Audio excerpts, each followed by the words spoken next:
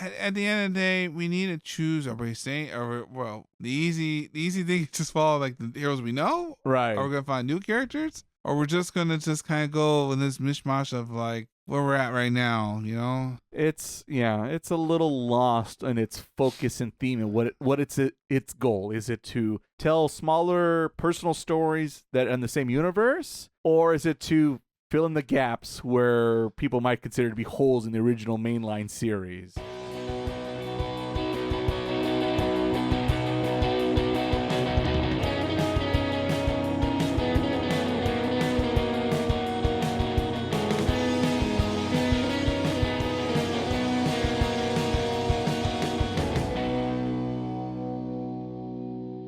What's up, people? Welcome to Taku Otaku, SoCal's bi-weekly anime and pop culture podcast. I'm your host, Ray, aka Sauro Shonen. The name of our anime topic of this episode is My Hero Academia Vigilantes Season 2. That's right, ladies and gentlemen. It is yet another Season 2 show here on the podcast we're covering. It's our, spring-summer cleaning event. I'm joined with my brother, Miles. Brother, how you doing?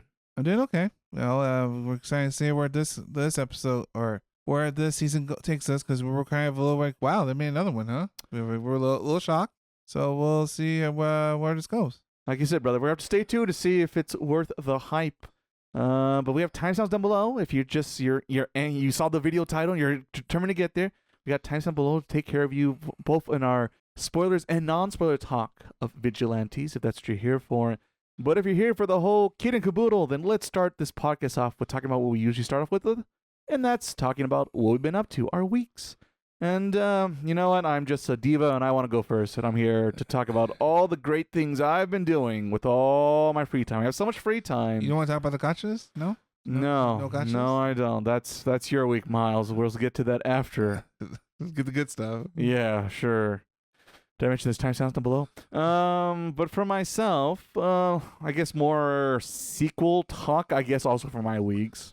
Because let's see here. TV show stuff first, I guess, as I mentioned last time on the podcast, is I have been rewatching the Sopranos over on the famous HBO Now, or whatever they're calling the app this season. HBO Max plus.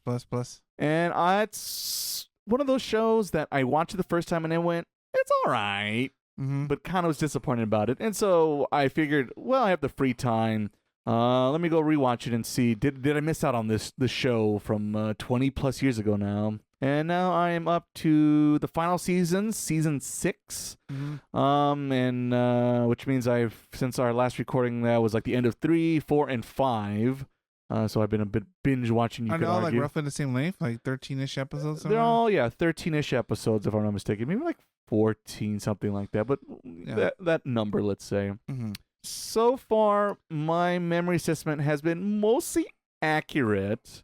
I don't see the show being a home run every single season, but there are definitely seasons I do enjoy more.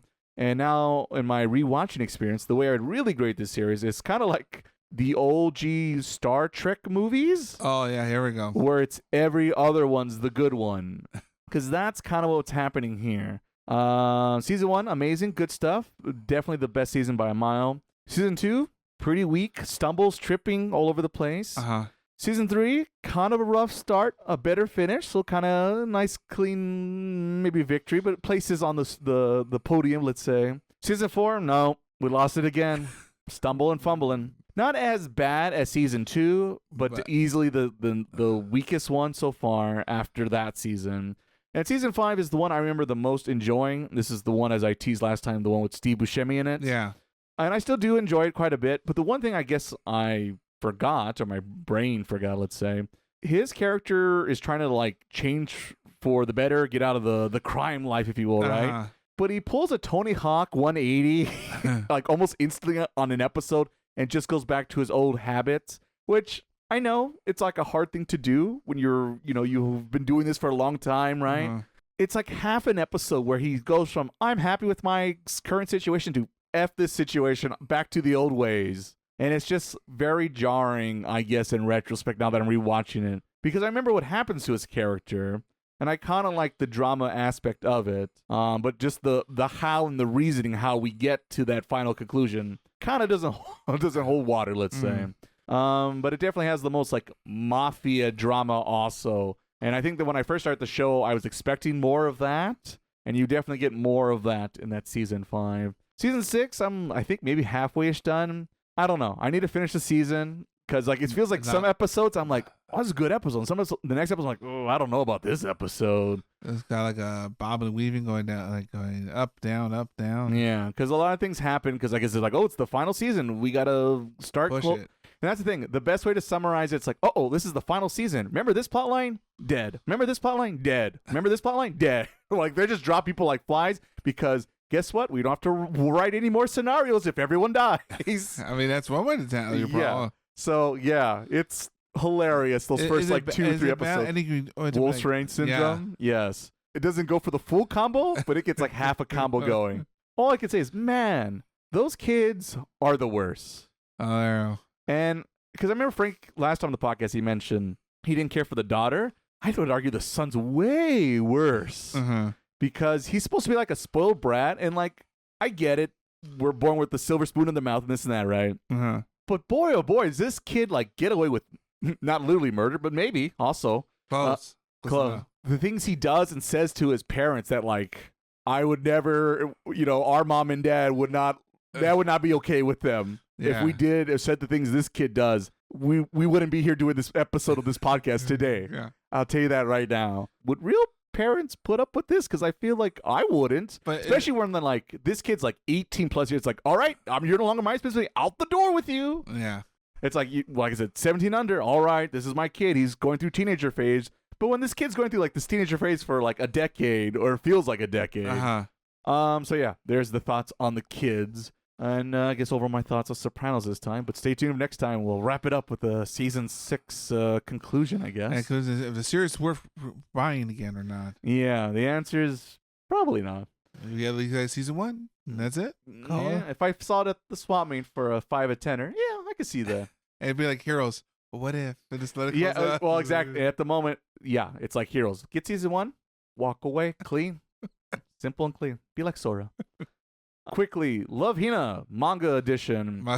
Not the anime edition. Tune in 2 episodes ago to hear why I don't like the anime, but I don't like it. And I'm talking about the manga.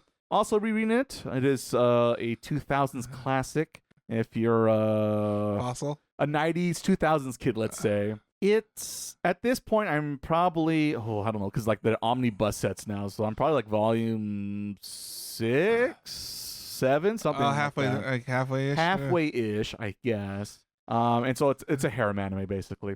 And the very typical situation of he's a bit of a pushover, wishy-washy guy, and he stumbles upon all the tropes, sensitive areas, let's say. Magically. But story-wise, they're about to take the 2nd Tokyo U exam. Right.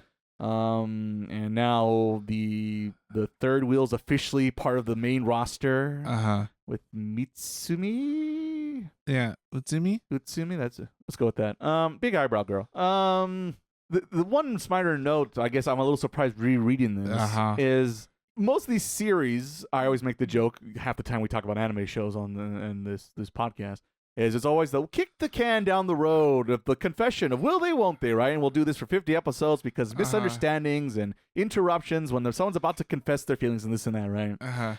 This show, series, manga, however you want to phrase it, does the same exact thing, but a very minor thing, but I guess I don't remember this minor difference between the things I talked about in this particular series, is actually, they do actually say it. Like, they say, I do like you. But there's never a moment for people to, like, process that information. But these words are spoken out loud, and they are received to the other person to go, blush reaction. And then something occurs to stop the rest of it for the thought process to really sink in. Right? But technically, on paper, confessions do happen in this series a lot earlier than other shows of its nature, let's say. So it's kind of refreshing in a weird, dumbass 2% difference way. Well, you do love those 2% differences. It's little things like that. It does make it stand out a little bit beyond, like I said, all the shows every season that are basically check the same boxes as this series does.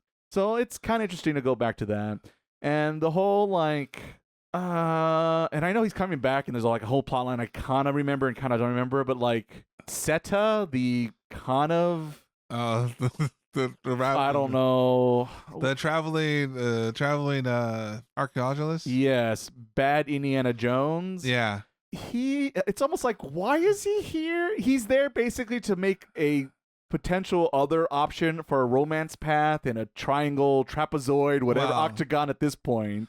And it's just like, I think we could cut him. We could cut him, and you could cut the American girl, which I know they try to do something with her later on, but it's just one of those like, they're not really adding anything to the mix right now. Well, it's a lot of he's trying to get more because everyone from like ALF, there was always had to be a foreign girl. Well, it just has to be more obstacles for the true romance to happen, right? Yeah. In my head, that's what it equivalent to. But it just seems like he comes and go like so sporadically, like to what's the point? And the other thing of note is, if you would have asked me, I know they have a small role, but man, it's so insignificant now. Maybe they do something more with this character later on. But the aunt.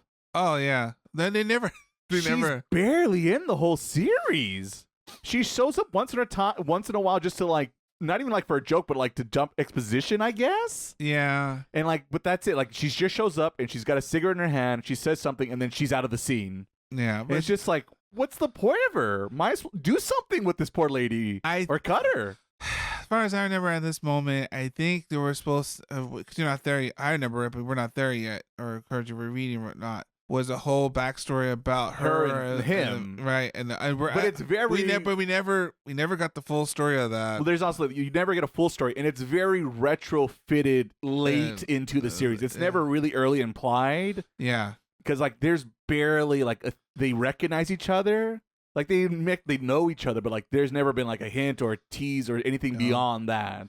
I know later on there are more stuff to kind of like make that storyline kind of coherent. Well, yeah, they try to start pairing off people, let's say. But then like, it's like, but bro, we're at the end here. It's kind of hard to do that now. But like everyone does it, right? Every main couple set, and then here's this and this. Well, I gotta do something. So it's interesting to see the little things that I just don't remember, or maybe just didn't catch the first time around because I was too busy focused on the major plot points. Though I'm at the last note of loving it. I did get to the. I don't know why I remember this chapter so well, but I do, and it's funny when I reread it. But there's the chapter, maybe you remember it, where they're studying for the exams, and Kitaro's finally getting his act together, and it's like super serious when he's studying. I think what you're talking about. And then he's constantly looking at studying the whole time. He's going through the whole house, does all these little chores, and then like he's like, man's on a mission. He's focused. Yeah, because like in typical situations, he'll walk into the sauna and the girls and be like, "Oh my God, he's looking at me!" Punch him and this and that, right? And basically they'll try to punch and kick him just for his attention, but he dodges them, and then he walks in and out of the sauna but never realizes that's happening. And then Kitsune shows up with like lingerie, and he doesn't notice at first until later on. He goes, "What the hell are you wearing?" But like he's looking all cool, and all the girls are like blushing, like, "Oh my God, is he cool? Is he crazy? Is he looking cool today?" And like, he's like handling his problems like left and right. Yeah, exactly. He's getting things like Ultra Instinct going on. Basically, kind of like just like, yeah, I got this. Yeah, I got this. And there's people here. So I thought, I laughed quite a bit when I was reading chat. And it was almost like riding a bike on that one. Like, oh yeah, I remember this like yesterday. I was thinking in my head where you're at now. That most likely you're getting to that, or because that was a good moment. It's been fun overall. Still enjoying it. But it is one of those shows. Yeah. It's not going to change anyone's opinion about it, but it was, for me, my like entryway into that genre of anime/manga. So I always have a little nostalgia for it. Let's see here. The last thing on my list is the hot new thing that I've been playing a little bit of. I was wishing to play a little bit more, but life happens, let's say. But I finally did get a chance to crack open my Xbox Series X and use my Xbox Ultimate Game Pass Ultimate. I'm trying to remember the mouthful now. And I booted up the somewhat hot, a little lukewarm maybe, Forza Horizon 6. That's the one I'm trying to remember, because there's Forza Motorsport, which is the more realistic one, which I think they pulled the plug on that. I think they're done with that, because I think Horizons overall is the winner for them when it comes to racing sims, I guess. And so this game is, as I kind of hinted out of that statement before, This is a little bit more arcadey racing Right. than your more super serious racing, Well, like like a your Gran Turismo. Yeah, it comes every like 10 years or yeah.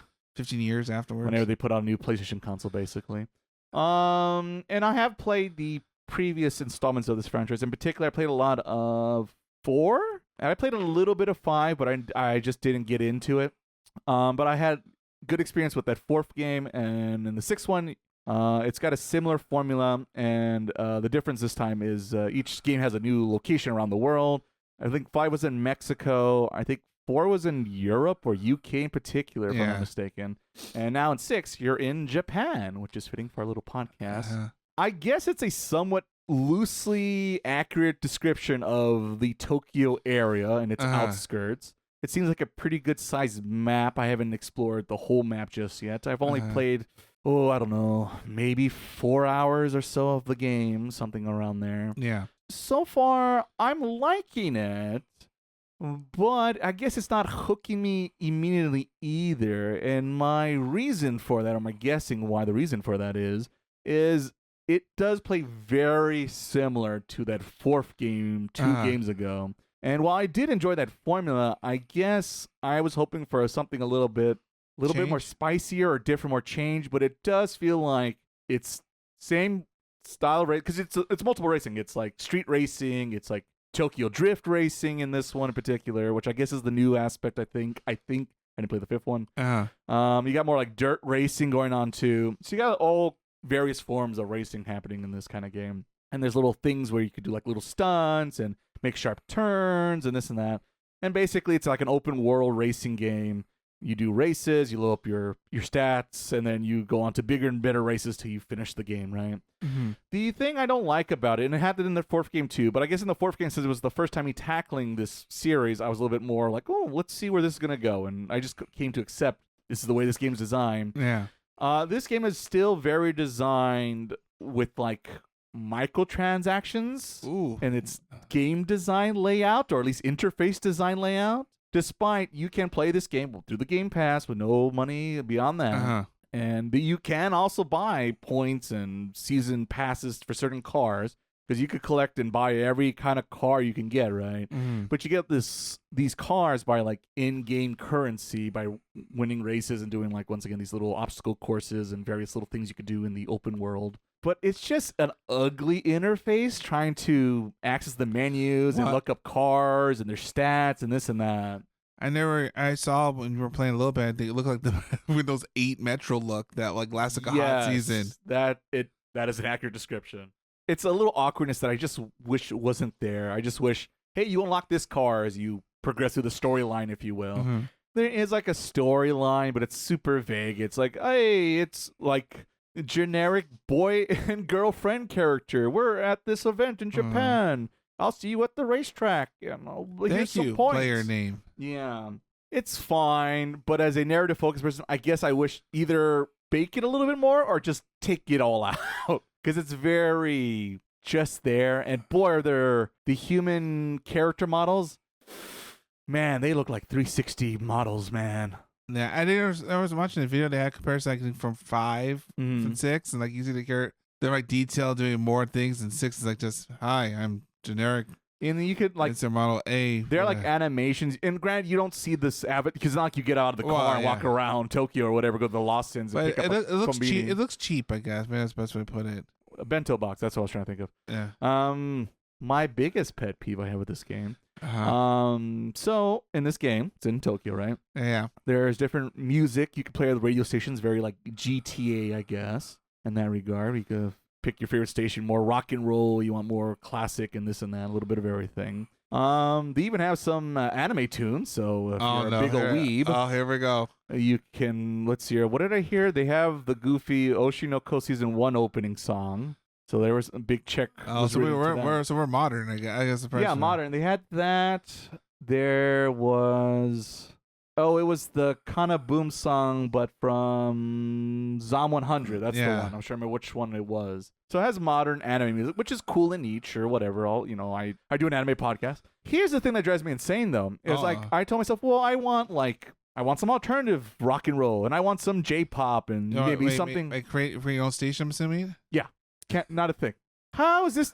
They paid for the licensing for these tracks. Let me customize a track to play the songs I want to hear when I'm racing. Well, see, when you buy enough points, Yeah. you'll unlock the custom track maker or track list. Because it's one of those I kept looking like in the menu. Like I said, the menus are nauseous to go through. Like, it's cool. There's a lot of customization so you can find the right amount of steering and turning you're looking for in your sim racing game.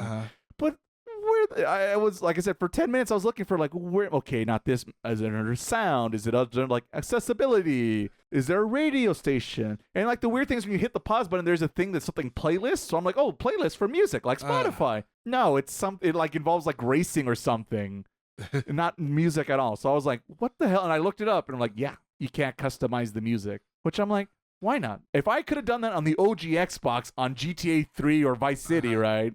Why can't I do it now and in 2026? That was a very big disappointment. But overall, I liked it. I think I would be at the moment, 4 hours in, so very barely in, because like the first like hour or two, it's like just tutorial basically until it finally lets you really go out into the world. It's been a little disappointing if I'm being honest, but part of Game Pass, so I'm not feeling overall too bad about the experience. I do want to have at least one more sit down play of it and see if it swings me one way or another. But if it doesn't click, I guess it doesn't click. And there's a couple other games I already downloaded on my little Xbox. So I guess don't be too surprised if I bring up a new title next time here on the podcast. But that will about do it for my time on my week on this time of the episode. How many times can we go in circles? Because I'm too nervous to pass the baton over to Miles. Oh, that's cold. Here, I'll give you a soft one to start with, all right? All right, Miles, tell us what you've been up to. Because I think Telly forgot to mention, we did watch the new Spider-Man thing, the Spider-Noir. Oh, right. And that was interesting. I was pretty sure it's only 8 episodes. 8 episodes, a mini series, I guess. You can't choose apparently on the fly between color and black and white, which it's noir, so you have to watch black and white. It has to be. That's the whole point. And it's okay with it's like it's always like when they recolor old movies that are no. It's just not right. My brain goes wrong. It's like watching a One for Life. You go like, what is abomination this is? Danger. But overall, pretty much covers about this Spider-Man, this universe, because it's very in Noir saying he's a detective who's not Peter Parker. Right. He's the Ben Reilly who's. In Spider-Man lore, he's like a copy or a clone. So many clones. So, whatever he does, he could do it because he is not Peter Parker. Yes, and he does not follow the same rules as Peter Parker, let's say. Yeah. So, that I like how that kind of like, then we could do whatever we want now because he's not deadly Peter Parker. Yes. So, a lot of noirs and a lot of, crooks. He's conspiracies. It is interesting because we're dealing with an older Spider-Man. Compared to other versions. Usually Spider-Man's always a teenager or young adult saying quippy lines. He's more like late 40s or mid 40s. At least 40. Yeah, be late 30s, 40s, more like it. He has seen stuff. He's been through a war. He's covered wars, Yeah. So, you also have some classic Spider-Man villains who happen to be, like Sandman and... I guess Shocker, because I always get them confused with the other one. No, it's Electro. Oh, Electro. Shocker's the other one. Oh, okay. He'll chase him to the end of the world. Inside for 90s kids. That's for you. But overall, they're there, but no, they're not exactly the same per se. They try to fit the whole thing. Yeah, they're sticking. Yeah, they're sticking to the noir theme and the motifs of that genre of film. And it just so happens here's some Marvel comic booky things to go along in that universe versus the other way around. Yeah. It is weird because it does focus more on his character or all the characters in there, without the whole comic bookiness. It's more very serious, kind of like going classic noirs, like back and forth. Oh, somebody backstabbing, I guess backstabbing love interests. That's what they happen. And then he'll just gotta get a PI to see if my spouse is cheating on me. And see, never the drunken Spider-Man, which is a good one. No, that was fun. But like I said, it's very low key. Kind of have it doesn't happen all the time. It only happens key moments of each episode. So you're mostly dealing with him being detected, no mask on. Yeah. But I was that's him, and the whole it is neat seeing like because the Spider-Man adapt to the time frame or things like that. So it's not exactly accurate. He does the Raimi Spider-Man. And he has he Organic web shooters. Organic web shooters. And I guess he also could kind of like not be like not focus on powers and try to get away from it. Really, that's most of the focus. Yes. He doesn't really want to be. Just happens to. Yeah, because it's like you mentioned, he's a little bit older Spider-Man. He's like trying his best not to be the Spider-Man or the Spider, I guess, in this universe. But he's kind of reluctantly has to go back and bring out the mask out of retirement. The one thing you haven't mentioned so far, and maybe people don't, because I was one of those I remember hearing about they were doing this, but it was years ago, and I forgot about it, and so I assumed it just got canceled or stuck in pre-production hell. Yeah. But it's out on Amazon Prime, so there's that, if that's what you're looking for it at.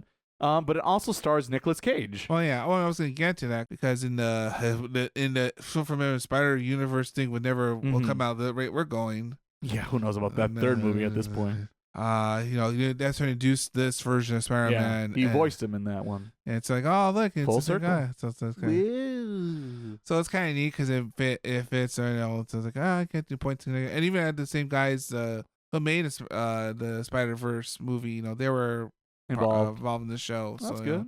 So it's kind of semi, continuation act. Right. It's kind of you could fit it into that movie if you wanted to. Yeah. So it's kind of neat, and everyone's more older, and it's more serious. I guess more serious tone than your classic, his my poor Peter. Like Peter doesn't have problems, but it's a little different, I guess.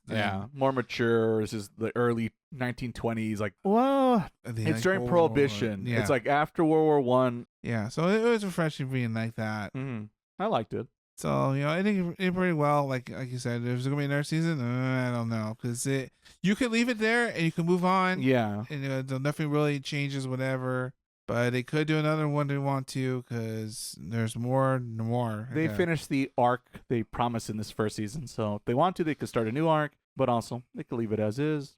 I would like more if it's the same kind of quality, and that's the thing with like a noir situation. It's just here's a new case and a new problem to solve. Yeah, but overall, it was a good watch. It was something that if you on your radar, it's all them out, and you could choose if you wanted to be colored or not. I guess. Maniacs. I Love Lucy was in black and white. And there's where once you see them in color, wait, what? That's still nope. Sundays are meant to be in the original format they're in. I'm sorry. 4:3. That's the standard, and we do not stretch and crop. Like Dragon Ball Z episodes. Just don't do it. They're like, oh, it can't be that bad. There's Vegeta's finally going, oh, that's a lot of face on screen. All right, now we'll go back to the normal Miles shenanigans. Not too much this week. Most of this week I've been playing the Yoshi and the Mysterious Book. The baby game. Yeah. It is. I try my best not to think that. Because Goo Gaga. But boy, it's bad when I unlock everything already, and I'm not even barely 2 chapters in. I unlocked most of the game already. So that's, this game is like what most Nintendo games stand for the last couple of years now. It's like a lot of it's not really made for us high functioning adults, I guess. I don't know. No attitude. And I said, and the funny part of this game, where I'm at now, it does kind of, because I mentioned before, there's no real enemy fighting here. It's all like we're exploring. As Yoshi eats, said creatures to find out more. He's not eating. No, he's not fighting. He's researching. How write it down in the book, whatever, right? And then it was funny because I think I don't know one of the layer levels I just played literally yesterday. There's this whole thing about here's these giant spiky guys. They're like sea urchins, I guess, because that's what they look like. Mm-hmm. And it says your goal is make sure they don't eat the little flower guys. Okay. You more like you try to explore, try to figure out what's going on. Right. It's a puzzle more than anything.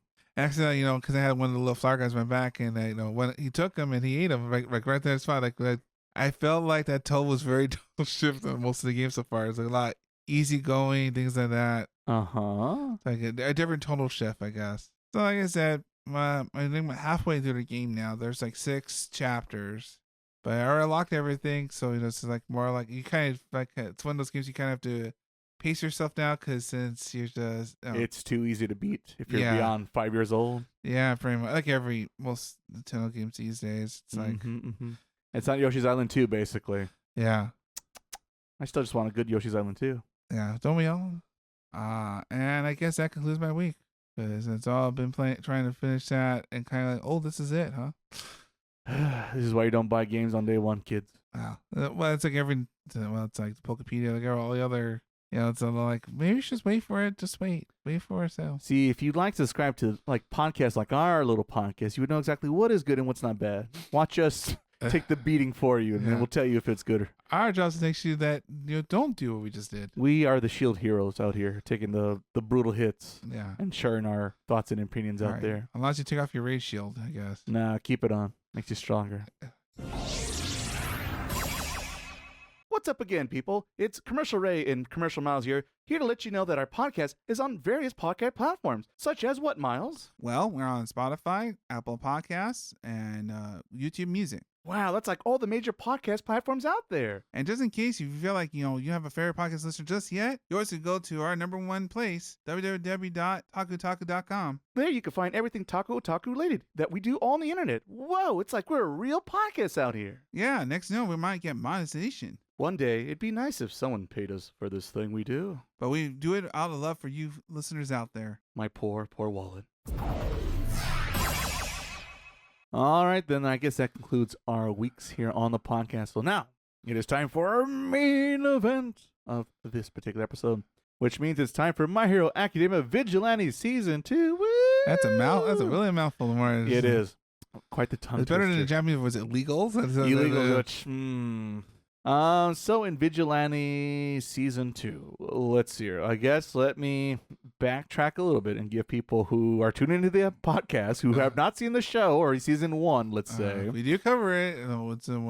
Find the old episode. We do have an episode. Go to our website, www.takuotaku.com, or go to pretty much wherever you listen to podcasts, type in Taku Otaku, and then when you're there on the channel, type in My Hero Vigilantes, and boom, you'll find Season 1 of that very episode where we go into depths, and we have timestamps below. I'll take you directly to both our spoiler-free and spoiler talk of that season if you are curious since you've listened to this. But for those who have not dived into the series just yet and are wondering what's up with this Vigilantes My Hero thingamabob, let me tell you. So, the name suggests, yes, it does take in place in the My Hero Academia universe, but I think it's more like, at first I think originally in that first episode season, I think I said it was like 10 years before, but it's more like 2 to 5? Yeah, I want to say it's like 3 to 5. Yeah, it's not too far. We're not far away enough, but it's far enough that Deku and all the other nonsense hasn't happened yet. Yes. So it's a prequel series of sorts where your main 3 characters are completely different new characters, but you do see some old familiar faces in the supporting cast. In particular, our main lead, quotation marks, is a kid named Koichi. Yeah. Who is a college student who plays a little vigilante hero in his local town, trying to make a difference for the good, but he doesn't really try to get in confrontations with any main villains or serious battles. Small crimes, little things that would make the world a better place, right? Like the neighborhood Spider-Man? Neighborhood watch, yeah, there you go. And he has the unique ability, I guess, where he could hover on surfaces, and that's his gimmick, I guess.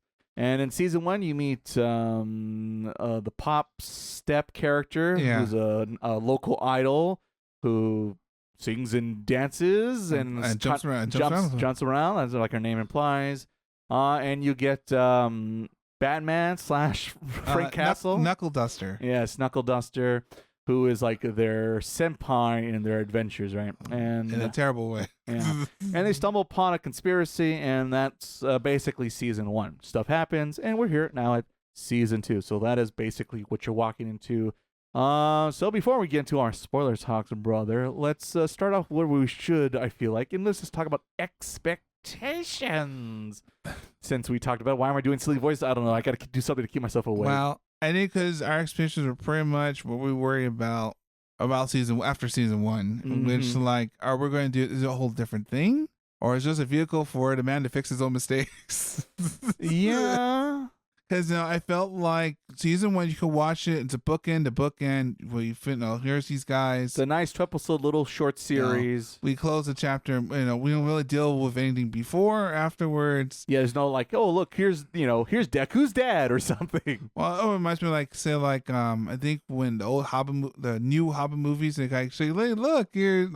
Here's Frodo, Frodo's not really part of the story. Right. They'll try to shoehorn in there or something. It's like, why? Yeah. But at the same time, are we going to keep this momentum going, or how is this going to work out? What are we going to do in season 2?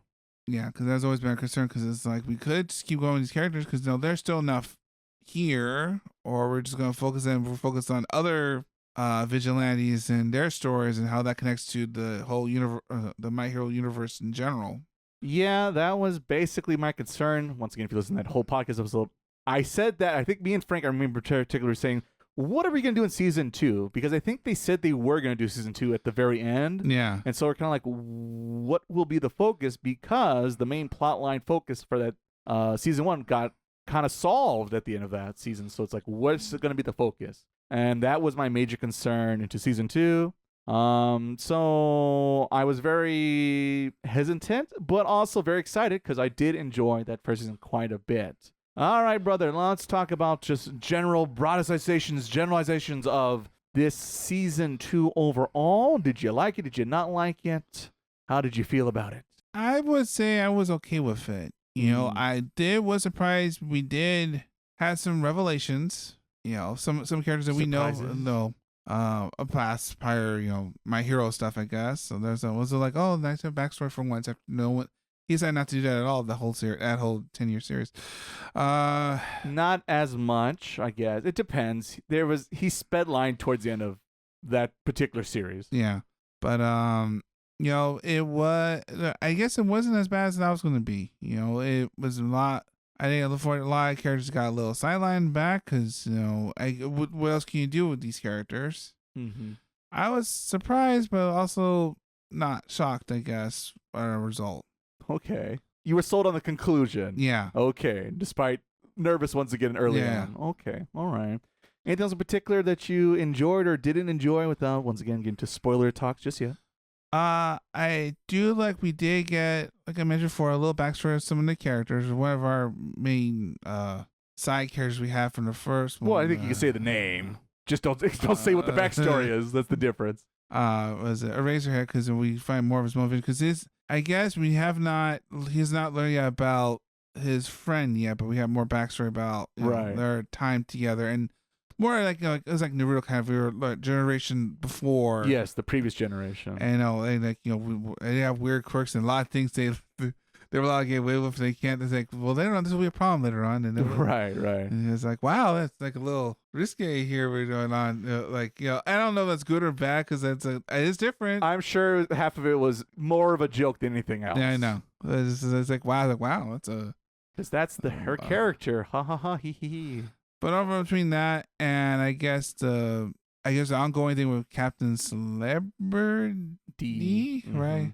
The once again the U.S. hero that only Japan could save the U.S. hero because that's America's not as good as it used to be. Apparently, and it's like, oh, that's still here. Still, it's another like icon like America weak, Japan strong. Okay. Like I said, it was fine. It's. And then it's still watchable, but I am curious if somehow they make another one where we go. There's things like we're at. It implies there will be more. Yeah. So like, how far can we keep with this this going? concept? I feel like we're losing some characters. It'd be very interesting if this match happen again, I guess. Well, but it's hard. Okay, spoiler talk. I guess we'll save that for then. For myself, overall. There are parts of this show that I did enjoy. Like, I want to be upfront. Let's get that absolutely clear. What Gordon Ramsay say. But honestly, for me, it was close to like a 50-50 of good to bad or... Okay-ish? Okay to like, I guess. Maybe is the way to describe it. Okay, I guess, sure, okay. Things are happening. Storylines are happening. I'm just like, cool story, bro. I guess I'm not offended, but also, do I really need this information? And now, after something... Now we're doing now? Yeah, so there's that going on. Would I recommend people to watch this season? You know what? No, I just don't think so. At the moment, kind of like because I don't want to say too much because you can listen to our Trigun episode for a few episodes ago. Similar thoughts of where you could just stop at season 1 and probably get the best, the peak of the series at the moment. I think it's still in season 1. Yeah. I don't think it came even remotely close as that good in season 2. So for now, hold off on season 2. Maybe season 3 could win me back over to then justify all this. Yeah, kind of like how Clannad After Story. Yeah. Only works because Clannad's there, but Clannad by itself, why would you watch the show? It's kind of like that situation currently in this moment of time of this very recording of this episode. But it's something to watch, and if you're there for the spectacle, the animation, I think overall that is still holding the reins of what is known for in this franchise, I guess. Yeah.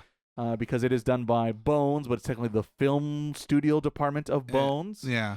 But there is 1 or 2 action sequences that are impressive. Everything else is okay, average. It checks the bar of average, but it isn't also My Hero Academia mainstream animation also, but it's not bad.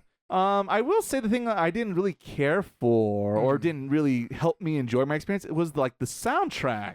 It was kind of all over the place. Yeah, there wasn't a defined sound, I guess. Yes. No, like they were trying to use some of the old stuff, but not use some of the old stuff. Yeah, they were just like trying to sneak in the old melodies, but like, oh no, never mind, get away from here. But then there'll be like random like soundtracks that feel like something like Spotify just played randomly for me. And just kind of like, I guess it matches the scene, but like it doesn't match like the previous scene or the overall like motif or themes of the show. Yeah, there just wasn't a cohesive vision or sound, I guess, in the situation. I mean, if you put it on the wave bars, it'd be visual too. Wow, there you go. There you go.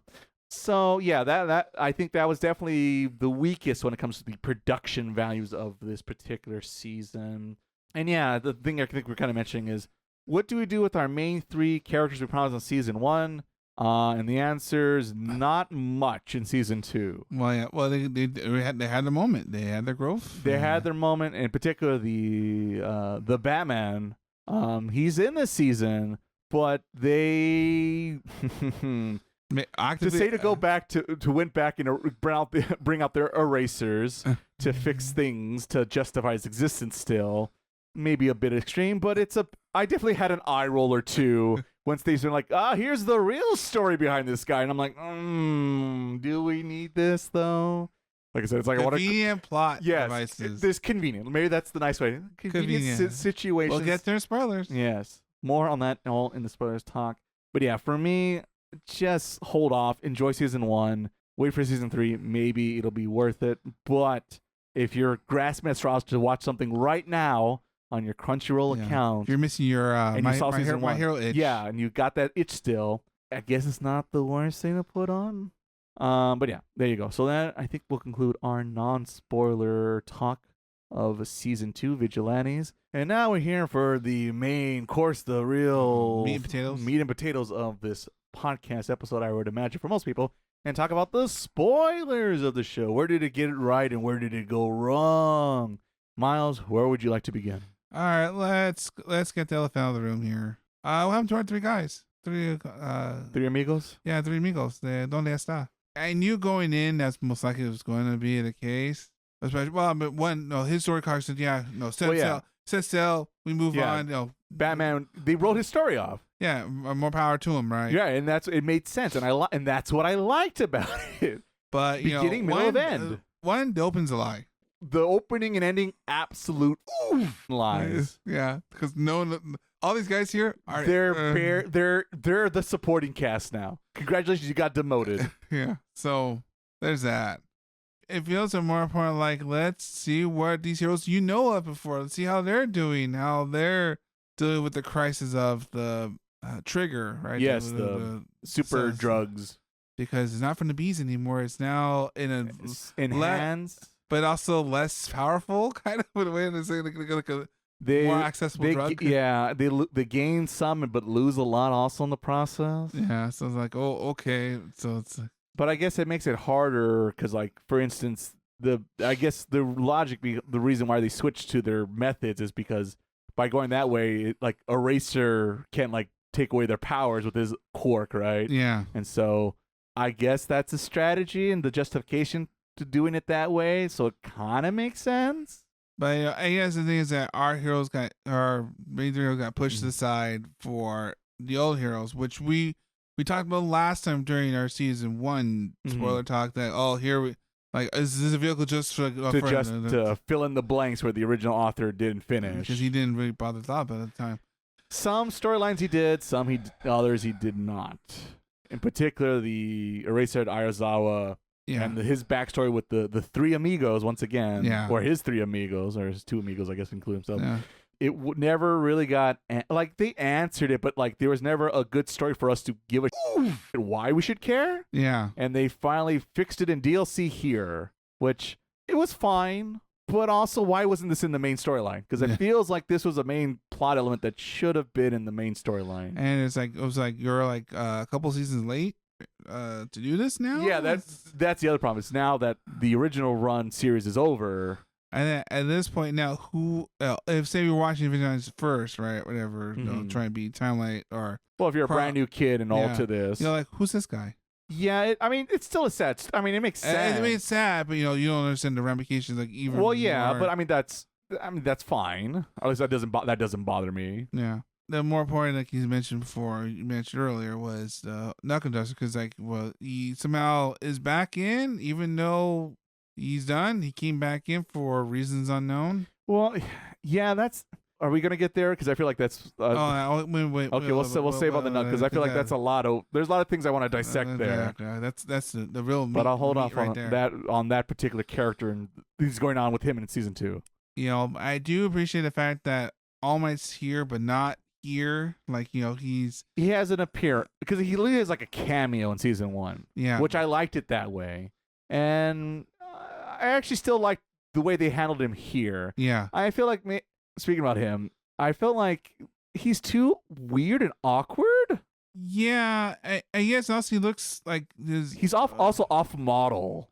Yeah, it does feel like we got the assistants in the room today, and the original mangaka had to step out or something. Yeah, it does feel like, and I feel like he should be a little bit younger because it's not like he's still as prime, whatever. Right, and that's the thing I was trying to remember because I'm trying to think because he says in the beginning of now My Hero Academia, he tells Deku, I got in a fight like a while back with All For One, and I got severely damaged, and now I can't like do what I normally used to do. Yeah, right? Well, that's why he looks the way he does now. Right, and that I assume was the reason why, but I guess this series implies he's always had this like double personality Bruce Banner Hulk situation. Yeah, I think maybe because you'd have to look at the timeline of when this series is taking place in that timeline and how long ago that fight with All For One was. Yeah, because I assumed, like you said, the two separate versions of him happened because of that fight, but it looks like that isn't the case.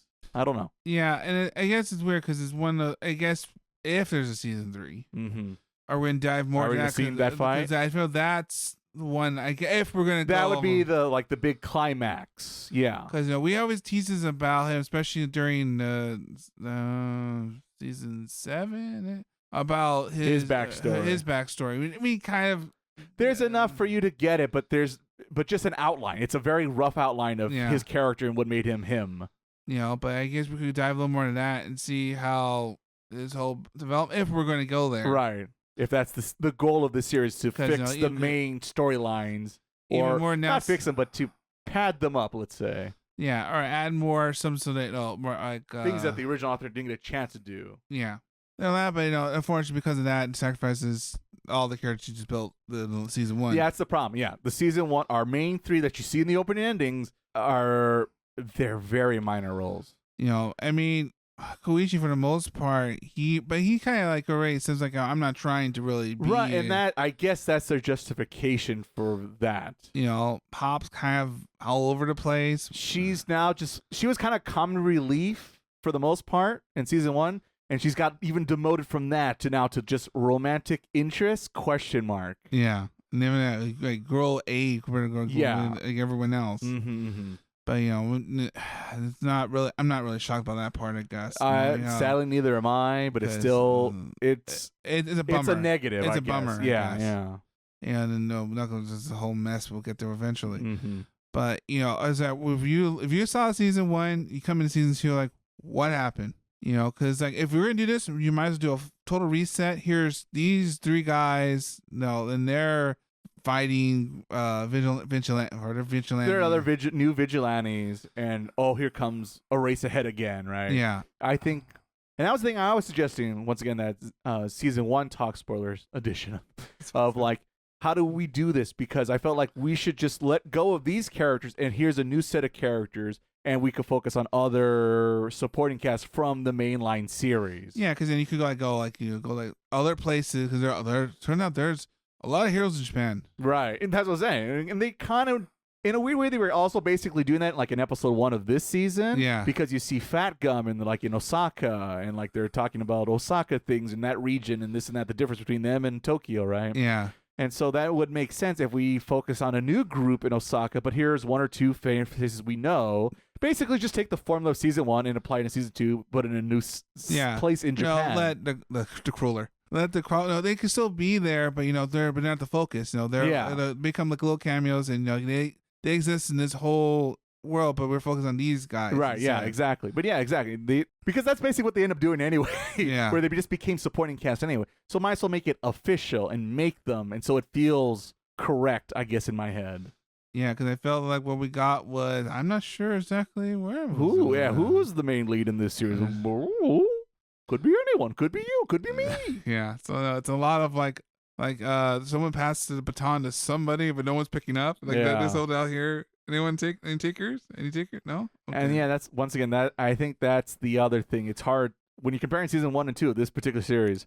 1 was so nice, a cute little bow, wrapped up nice and neat, beginning, middle, end. Clean your hands and off you go. This season 2, it's like, oh man, what is this on my hand? I can't get it off. I can't clean it. I just think it's funny the fact that they gave Koichi new abilities, like just like off the cuff. And I don't know if it's cool or I'm on the fence. Of like, was it cool the fact that he just happens on the phone? Oh look, now I could do this now. Like he's leveling up without really trying, or is it just a little silly at this point? Because overall, none of that really matters at the end of the day. And what I remember, speaking about that, is in our spoiler talk, once again, season 1, Frank in particular called out and being like, so what are they going to do with this guy? And I forgot about it until you mentioned it, where like when he was a baby, he was able to fly on his own. Yeah. And it's just like, whoa, what are we doing with this kid? Because the whole point of the series is like, this kid doesn't have a good quirk compared to Deku, and that's the whole point. It's what if you're not a hero? What if you don't have the best quirk, but you're trying your best to make a difference in the world? It's a nice cohesive feeling and vibe, right? Yeah.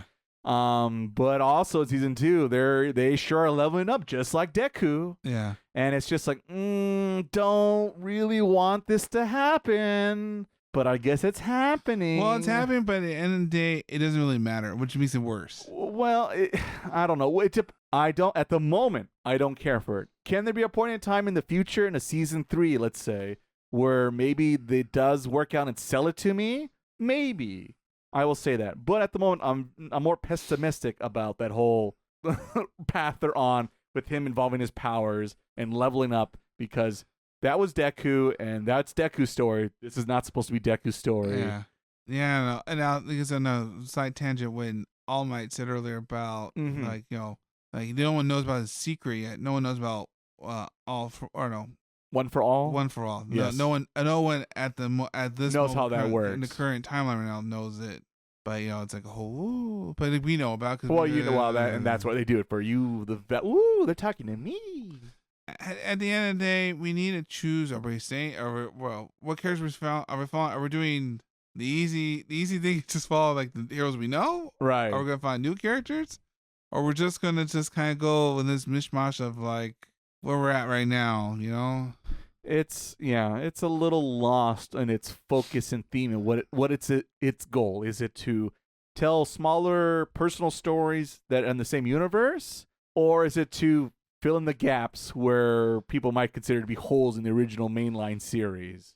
I also like the part, was it Kimberly also found his way into the My Hero universe? The Lightning Man, or the yeah, I guess he kind of looks like him. I guess the hat thing, I guess. the hat, the guy's like, yeah, Yeah, I guess I could see that now that you said it. yeah, it's like, oh, I can't believe There you you got go. isekai over here, I guess. It happens. But I guess because we're on the All Might train a little bit, the last real thought I have about, because like he doesn't have much of a role, but he does have more of a role this time around. I do like they really save him to be the, and they literally make, which broke my nose. Because in the beginning of the episode, like, what's a DSS Machina? And it's like, and it's a character that breaks the fourth wall and blah, blah, blah. And like, that's literally what he does at the climax, when everything is the worst case scenario. Everyone's doing the best, but all it takes is basically the Superman equivalent to show up to save the day and does everything in a matter of seconds without even like really lifting a finger. Well, that Captain Marvel ride going, and that's it. The game's over, guys. Then we're done. We're out. The show's over. The power level is very high, and so it was neat to see that, to see him in his prime, let's say. Yeah. The things he could do, and he's still very impressive in the original series early on, right? Yeah. But I guess it's there. To me, I felt that difference. Episode 1, I guess, because like the final fight of him all for one, there's like it happens like 3 times. Yeah. So that doesn't. It's a terrible description. Yeah. Episode 1 of the first series, let's say. Well, you see, like wow, he's really good at his job. Yeah. And so I felt that at the end of like, oh, this guy's broken. And even have like the line from the villain on the walkie-talkie, like, yeah, that's the guy we got to beat. That's your expectations. Think broken, because this guy. This guy's an This guy, I don't like this guy. This guy's a pain in the ass. It's like more like there's an all or One for All was there too. I was like, I mean, he was also there in season 1. He pretty much had the same. He's just a voice in the walkie-talkie to let you know it's me, the master puppeteer. It's fine. It's a small eye roll, but it's a very, very minor. It's more focused on the guy with the scar, as you pretty teased about. Kimberly. Yeah, Kimberly. I will say this is, I don't know, positive question mark, at least for me.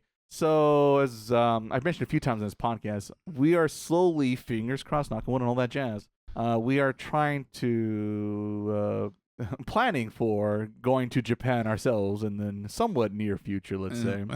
And in episode 1, it was funny because it's one of those like, ooh, I know exactly what the hell they're talking about. And I'm like, part of me was like proud, but also like, what a bloody nerd I am. Because the situation is they're trying to get on a bullet train from Tokyo to go to Osaka. Yeah. The bullet train only stops at 2 stations in Tokyo. One is Tokyo Station, which is kind of the central hub. It's like the big train station there in Tokyo.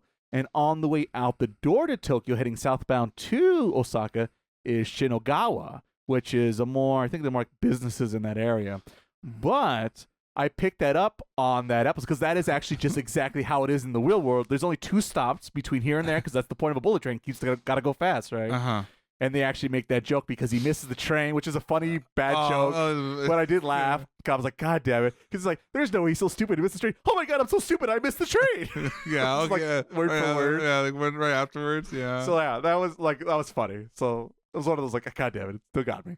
But the fact that like, I like the fact that they stop at Shinagawa before they keep going because it's a very brief stop. Yeah. So that's the thing with like trains in Japan, they're very efficient, but they're efficient because they expect people to get on and get off really quick. Yeah. And that's basically what happens. And then he catches he sticks on the Spider-Man style and sticks on the bullet train, and they stop at Shinagawa where he's able to then get off the train and actually properly get on it, right? Yeah. But I just thought of like, I understand everything that's happening, and it's true. There you go. These are facts they're spitting out here. Yeah, like poor Iron Man is like, but we did. Who knows? But we did. Yeah, exactly. So I nerded out a little bit there just because I understand what they're doing, what's happening. And actually, I did enjoy that little Osaka side mission quest. Well, yeah, that was fun. That was fun enough, and if we had more of those, I feel like the scene would have been a little bit better. Yeah, I think that's what I was kind of hoping for, but didn't really pan out that way. Just like, hey, look, we're in Hokkaido over here. Would you believe that? Okay, maybe we're not at, but sure. But the idea of going places and little silly things happen, because that's the point of these characters. They don't have big bombastic lives. They're just doing their normal routine. Then every so often they give out a helping hand that feels like a big adventure to them. And collect hoodies. Yeah, and he loves collecting hoodies. I don't know. He's all right, I get. Like when it comes to Koichi, because they also have that same similar scene where, or he has that same awkward, weird vibe when they have like the mixer with the boys and the girls, and like he's like super clueless and doesn't like bother talking to anyone, not really. But yet somehow the girl starts like crushing on him because he's nice enough in this current situation. I don't know. It kind of worked for me, I guess. Maybe I was grasping at straws at this point. But I guess it was just the right amount of awkwardness. It wasn't so awkward that's unbelievable, like Boshi the Rock or something. Just enough of like, yeah, this guy looks like he's dumb enough to not like pick up on social cues or little things like that, but somehow manages to win the day because he's just that lucky dumb idiot, I guess. I just like the fact that every time he gets into the big fight, like, oh look, there's a hoodie right there. Right. They got this hoodie here. That's all like, and it's a limited edition. It's like a limited edition, something, whatever. Osaka variant. And he's like, yeah, I got this, but you almost died. But I got this. Right. And there's something about he plays it just the right of stupid that I guess works for me. Yeah. And I guess it's a fine balance, but I think I can put me. This is the line right here. This works for me. He's a lovable idiot. Yes. Yeah. So I guess with that, are you ready to tackle the? Well, maybe we'll start. Wait a minute. Because I guess we haven't gotten to the details really of the Ayazawa Eraserhead situation. Oh, yeah. So here's the thing, and it's spoilers for also OG My Hero Academia mainline series, however you want to phrase it. So there's a huge plot line towards the end of the series where it's revealed that one of the villains who can do like the whole portal warp thing, turns out to actually be a friend or an old friend, high school friend of Ayazawa and was it not Magic Mike, but it's something Mike, isn't it? Hyper? No. Something. Anyway, that guy. And like that was like a huge plot point because they find out it's him and like it can't be him. I can't believe it's him. What happened? He died. He'd been brainwashed by All for One. What's going on here? And then even has kind of a final dying wish moment at the end of that series. But it never gets they never sell you or tell you who this person was, basically. Yeah. You just know he was a friend and he died, but also he's still here, but also not here. Yeah. And it's supposed to be this big tragic moment in that series, but it just never worked for me because, once again, we never really got a moment to see who this person was for them in their eyes, right? And you finally get that in this series, which I kind of like, but also the sad part is now that series is over and I closed the book on that series, I'm kind of like, I don't really care anymore, sadly. So, and to dump it over in this series, I feels like it takes away from our main three characters as we talked about. Well, it took like a whopping 3 episodes. Yeah, and that's the thing. It was very long. It took literally a third of the runtime of this season. Yeah. And like I said, overall, I did like it. You do get the big action fight, and I did like the scenario, if you will. Yeah. I still am struggling to the way he manipulates the ribbons. Man, that's a little hard to believe. And he does some crazy things with that ribbons throughout that series. But it just seemed Spider-Man could maybe pull that off. I don't know anyone else could. But somehow this guy did. So there's that. But whatever. We'll let it go because I liked the vibes and what it was going for and his character and this and that and the situation. Yeah. And the dramatic ending of that story. I did overall like it, but just timing. Timing's everything, it seems like. And then I guess in general, the whole, I don't know, wannabe gangsters, I don't know what you call them. Oh, the Kamen Rider copyright-free version. Yeah, the guys there. And all they're like delinquent homies who aren't bad guys, but they're not really good guys either. They want to run a shop. Yeah, together. They want a shop to make some money. They may or may not. I guess they were in that second season a lot than I expected to be, and I guess I was just kind of curious. Are we going to keep visiting these guys? What's the point of these guys? Speaking about the one backstory is probably the last thing I think of before we get to Batman. I think what's Miss Midnight? Is that her? Yeah, Midnight? Yes. Her official hero title. I do like we see a little bit more of her character because that's the thing I remembered. Maybe I'm misremembering, but I remember she was always there in the original show. Yeah. But, she was like, ooh, the sexy hot teacher later, right? For the young boys flipping the pages in those manga panels, this and that. Yeah. And so that's fine. But I remember she kind of has like a tragic death in that series. Yeah, she does. So that's that's like the one death that stuck with me overall in that series. So it's kind of nice that we finally get to see a little bit more of her personality more than just I'm the sexy lady from the show. Well, you understand her reason more and kind of explain how her powers work. Her powers work, yeah. And then the funny part though, because I think it was funny the fact so like you see her Hīrō costume, Right, like, that's the joke. and you go like, oh, this. We had to change this like next year because people did not like. It's like no, there'll be a lot later down. It's like yeah, you can't do that. Yeah. It's like, I'm going to change the world. She did not change the. It's a very arrested development. She did not change the world. it was like yeah, good luck on that one, lady. But I just thought it was a nice little dynamic that I didn't see coming, and that I appreciated because, like I said, I just felt like that character always had potential to do something, but just kind of came and went, and like I said, didn't have a very. It was neat because it was very very Naruto of them. Kind of like here's these guys in their story of when they were in the school, the previous generation, and kind of like, and this is what they did. You know, some were a little weird. Right. You got Sasuke over here just being mopey, but no, not in the good way. Yeah, but I know, but the typical 3 different personalities clashing together. Basically Naruto with the cloud, or Son Goku. There was literally which I was like, and it's like, he had the goggles. Can't shake him. Though it's funny because I think there was an animation error. I kid you not. Like during a fight, I think it was between him and Aizawa were fighting the one of the heroes, and like he gives goggles to him, right? And I think there was weird. It was a brief moment, right? Right. And they go back to Goku. Yeah, Goku. The moment, and you see with the goggles back on his head. And then when you go next frame, he has them on. Well, he might have pulled them back off. Yeah, but because it wasn't until later I was like, you know what? Everyone gets a set of these goggles now. Right, and they made like a small line or one-line joke about that, I think. Yeah. So, it is funny. Like, I'm curious. I'm going to look at it, too, now. Let's find out who really messed up here. Oh, I guess the last thing before we get into Knuckle Ducks, I feel like that's the... One more thing. One more thing. There's always one more thing. Captain Celebrity. Am I crazy, or was that a bit of also a 180 with his character, or his backstory maybe to be more accurate? I think they were trying to line up there was like, oh... Someone got a complaint from somewhere because they like it doesn't seem kind of like a sleazeball, I guess. Yeah, because my impression of it's been a while, so maybe I'm misremembering. It happened. The human brain is terrible. When it comes to pulling up memory banks. But what I remember of that character is he got in trouble in America because he flirts with too many ladies, right, and this and that, and doesn't know how to hold his liquor and stuff like that, and basically gets into trouble. But he's a powerful superhero, right? And he overall agrees to be a hero, or has good intentions, but easily gets lost along the way, right? But here in season 2, he shows up really towards the end of the season, but he really becomes the main focus of those last few episodes. Yeah.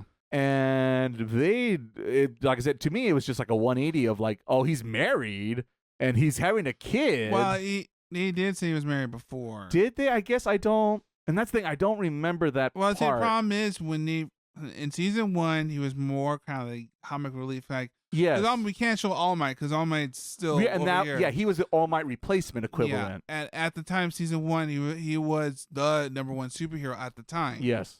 But I guess when we got to season 2, established, so now he's number 2. Well, he's fallen off the ranks again, he's rehabbing his image. Yeah, I guess what she was also doing in season 1, but it just seemed because All Might shows up really in this season. So it's like he's no longer the Deus Ex Machina as he was in season 1. Yeah. But yeah, it just seemed... It was like one of those, like, I get it. It's kind of cute. But boy, oh boy, is it rushing a plot line and, like, montaging a person. Well, it's like, life is weird. Well, I think what happened, and I'll tell you a little bit after I was watching it. Mm-hmm. I think at the last 2-ish episodes, they were trying to, like, we're going to finish this plot line off. Yeah, so we can retire this character. And so he can move on. And here's All Might to take over the room. We fast forward to All Might now, whatever. And now we're going to continue back to our scheduled program, right? The last bit seemed very rushed. But he's left by that point, right? Yeah. Which you say there's it's getting off topic from what I was focusing on, but no, sorry. I guess there's a time skip at the very last scene, more than episode, like a scene. Yeah. But we don't know, or at least I don't remember. But the point being is when it was about him and I guess his wife and him having a kid and this and that. Yeah. Like I said, there's like the romance story, which I was like, okay, that's cute, I guess. But I just feels like if we're going to do this story, let's do it right. Because doing 2 seconds of montages is barely anything. Well, they should. They should have done more. They should. You need a whole episode dedicated to him. Should teach Aizawa a little bit, and we got like a little bit of his backstory and move on. Yes. And spend more time on him. If we're planning, he's like if they want to end him as the climax of this season, they need to spend more time with his backstory and how he met his wife, and because like he's really like surprised. I'm having a kid. I feel like whoa. That's. I guess I have to go back to season 1. Maybe if I watch season 1 and watch this, maybe it would make more sense. Yeah. But to me, from what I remember, it doesn't make a ton of sense to me. But I could be wrong. Like I said, the overall idea, sure, I guess. It was very rushed, I guess. It was very rushed, and it felt a bit of off left field, but maybe it wasn't off left field. The more I'm trying to like think and remember and process. It makes it more interesting if he's a more wholesome guy, I guess. Well, they need to try and change the narrative from being like, oh, this a sleazeball. To like he's a sleazeball with heart or something. I guess so. It's just too. Like I said, I need to go back. So yeah, a bit of a mixed bag on that final climax, and also. Do we really need all the superheroes there at the Japanese Space Needle / Skytree? Well, yeah. Well, no, show you, everyone's here.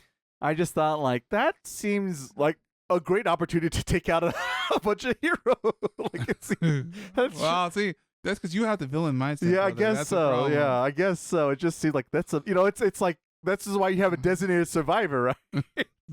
Feel like we really didn't have a designated survivor of this situation. Well, I guess All Might does designated survivor. I guess so. So emergency court. But it just seemed a lot of potential bad things could happen, let's say, in that situation. It's almost like reverse Poseidon or Poseidon Adventure, whatever that movie's called. And it's funny, like those characters are there, but they don't do anything beyond what you see them do. It's like, here's the rabbit girl. That's it. Well, see, here's the dragon girl. Well, the problem is like, at least the genus throws some ribbons again. At least Fatgum and other they do have an important part of the story. Yes. But no, they're also done and move on. Well, here's this cameos of things characters you know about. It's the guy with the gun again. What does he do? We still don't know. 2 series into, we still don't know what he does. Said he's got a revolver. But it's that part is more like, okay, now this is like fan service. And that's what it is. It just seems like cheap fan service, but we don't do anything. Well, versus like Eraserhead or even Fatgum, as you pointed out. I think we do something with them to make them interesting and justify bringing them out, bring out their corpses out here and to dance for us, this and that. But here, these guys are just here. Figure out cameras. You see Deku? Yeah. Did you catch him? Which I'm still confused because they keep saying it's only a few years before My Hero Academia, but I'm looking at him like, he looks really young in this shot. He looks like grade school, not middle school, because he starts off in middle school / high school, right? Yeah. In episode 1. And like he looks, because I swear it's like 3 years before that series, but it has to be like, in my head, like 7 to 8 when I look at Deku. All right, brother. I think we're finally time for the biggest hurdle to overcome this season. And let's talk about Knuckle Duster and his backstory. Yeah, the conveniently placed backstory. Very, very conveniently placed backstory to fit with the current events of this season to justify his existence in this series still. All right. As I mentioned before, season 1, he had a purpose. He got a goal. He achieved that goal in season 1 by saving his daughter. I'm going to become a good dad. I'm going to take care of her. I'm going to spend the time that I didn't. When I was a cop before the incident, I didn't appreciate the family that I had, right? Yeah. Yeah, apparently didn't learn a goddamn thing after that. Well, about a year or so later. It was very... I just didn't... I saw what was happening on screen, and I go, that doesn't make sense to me. It does not... This man did not go through all this and do all these things, and by a pure luck, chance, miracle... was able to be successful in his mission, and he goes right back to his old habits. Man, that's hard to believe. And yeah, people would be like, oh, but like drug addiction's hard and this and that and blah, blah, blah, blah. People always fall off the wagon constantly. Yeah, that's true. But once again, this is the difference between reality and fiction. In fiction, something's got to have a little bit more stickiness to them. Yeah. And then in the real world, people come and go as they please in reality. But I feel like it was very hard for me to swallow and believe that he would go back and travel to Hong Kong or wherever he was in China to keep tracking down the drug dealers because he is still trying to figure out the drug dealers. Because his goal was never to figure out the drug dealers. The goal was to save his kid, was my understanding. Oh, you didn't read it. Yeah, but apparently I didn't read carefully enough. And so I just didn't believe he would still be involved in that regard. If he was going to be involved, it had to be some other angle, and I guess it's the weird angle they decided to come up with him with the villain of this season. I do appreciate the small little appreciation here. At least he didn't do the obvious thing and just like, hey, look, Master, you're back. And he joined the group and we'll move on. Yeah, that's true. He does not rejoin the other two. So the very bare minimum, but yes, to give some credit, that is true. That would have been too much. The nose would have broken. Yeah, it would have snapped. It would have snapped. It's sorely bruised at the moment, but let's see if we finish this conversation, see what happens to our poor noses. The backstory. So, as far as we know in season 1, he's always been an average Joe. He was some kind of cop, I believe, or detective of some sort. Yeah, he was detective on a beat.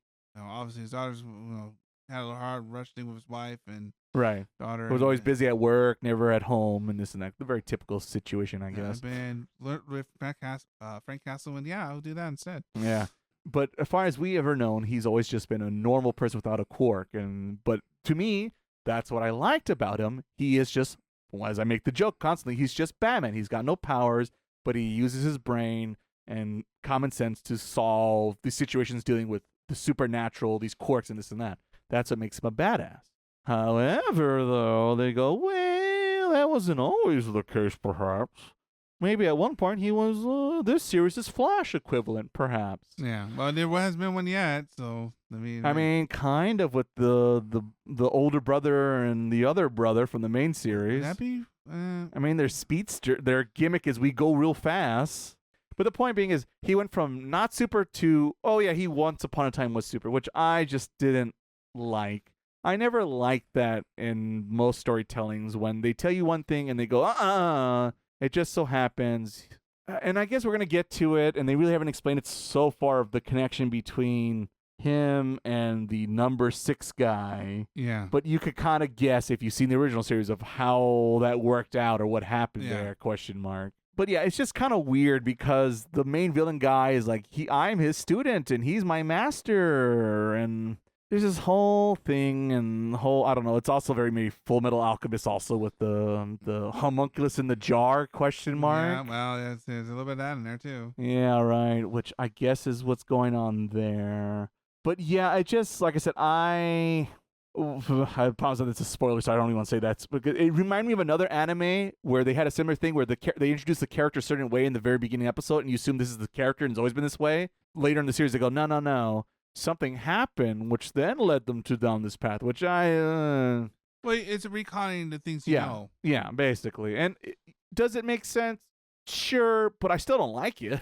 Well, that's the thing, because the whole point of this character was like, I don't have abilities. Yes. But I punch real hard. Yeah, it's basically finding out Batman used to have Superman powers, but just lost them somehow. It just, like, to me, it cuts his character a little bit. I said you could. No, if you know the original series and you could cut the A and B dots. You could get like, this by how this will shake. If we get season 3, this how that worked. Right, how what happened here? Yeah, and which sure I guess. But it's like it's something that we don't need. We don't need, and I don't want.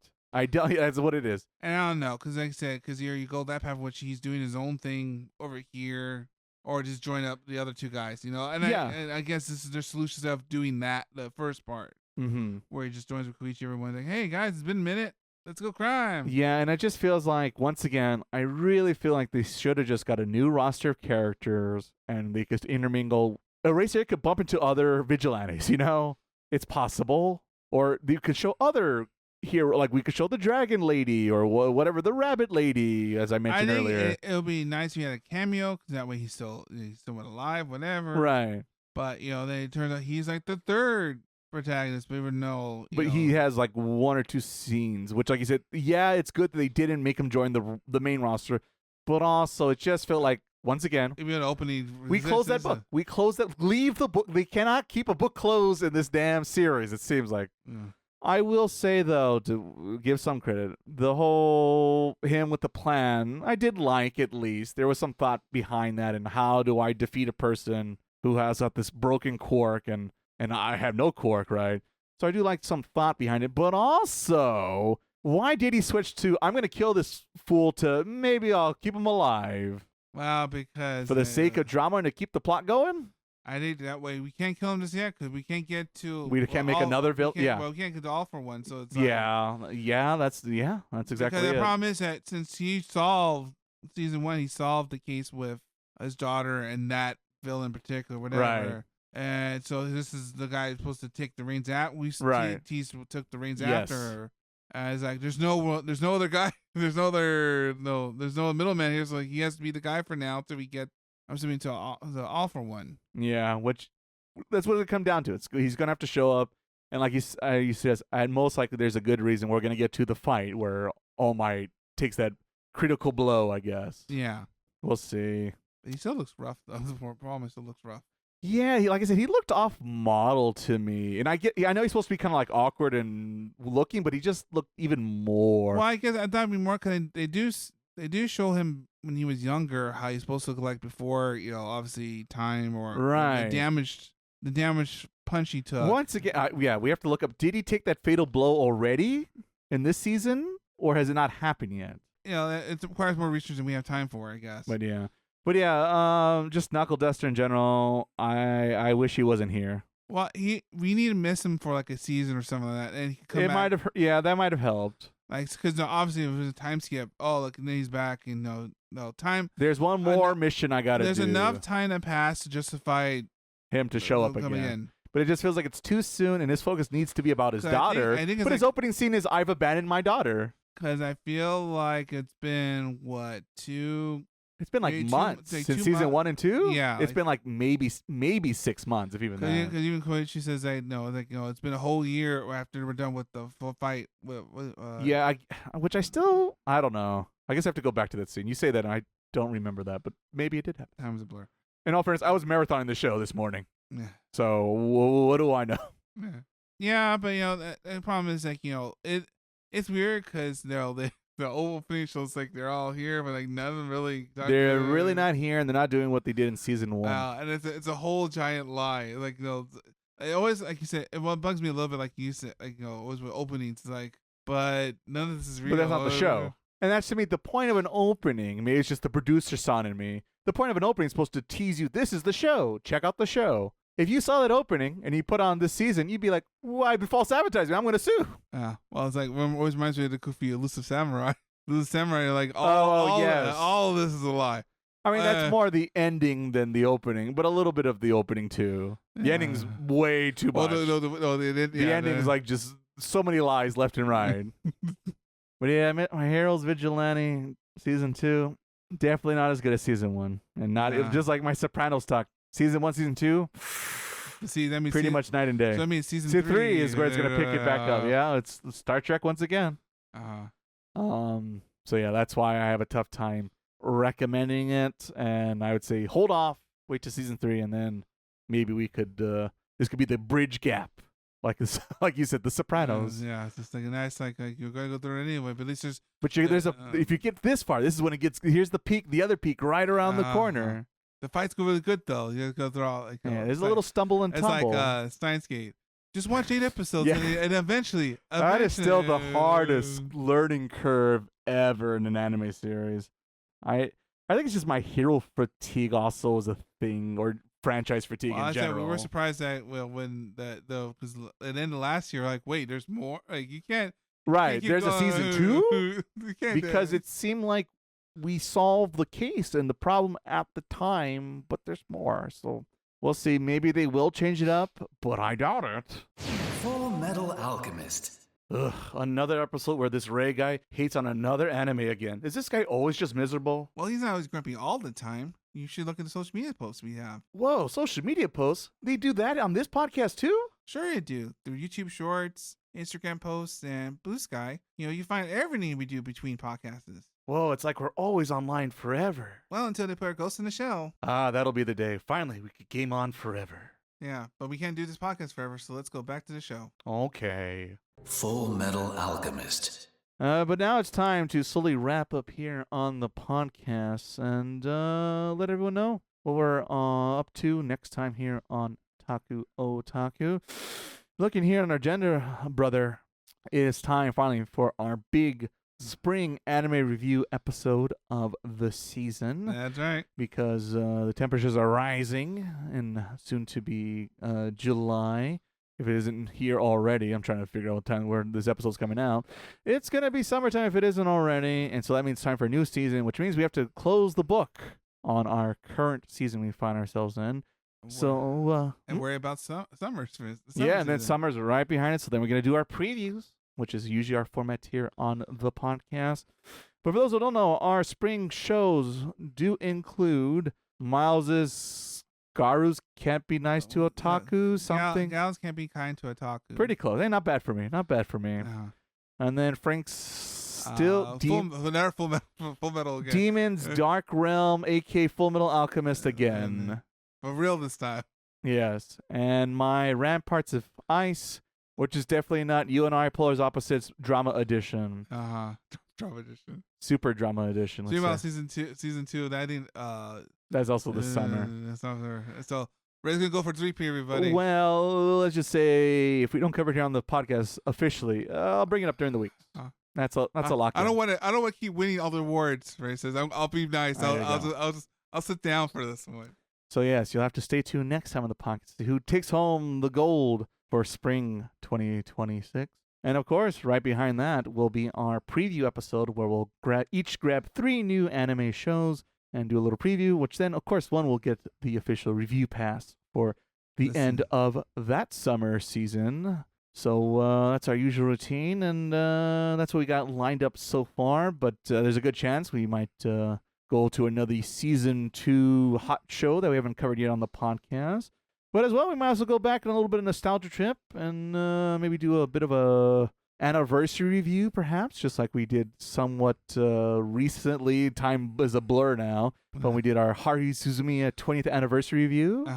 So who knows? There's there are a lot of things in being anniversaries this year. Anniversaries this year. It turns out 20.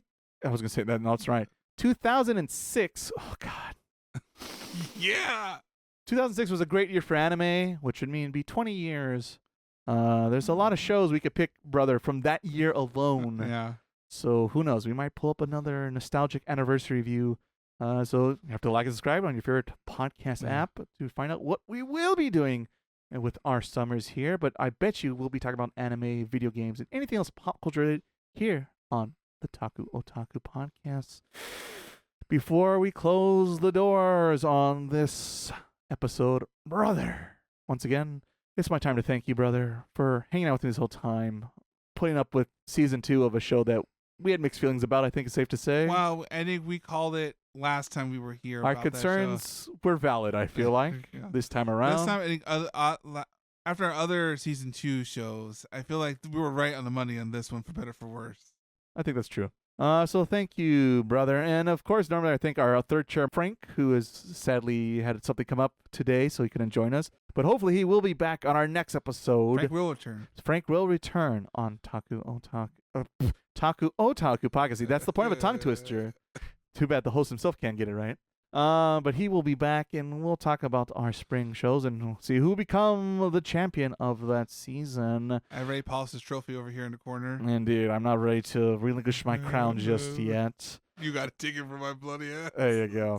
But you know who's also the real champions, Miles, is our listeners. Right. You folks right now listening to this very podcast, you are the real winners here on the podcast. We thank you so much for listening to us talk about the things we enjoy, and hopefully you learn something new and put something to either add on your must-watch and or playlist, or perhaps take it off your watch and or playlist. That's what we're trying to do. Our job is to do the work for you. Exactly, because there's only so much time out there, and there's so much content to enjoy. And hopefully we can lead you down a path where maybe you will find something to enjoy, because that's the end of the day. We're all hoping to find something we can appreciate and like. We're not looking, despite some of my commentary perhaps, I'm not going out there to hate things. I'm going out there to enjoy things. It just so happens when they miss the mark, I have some thoughts.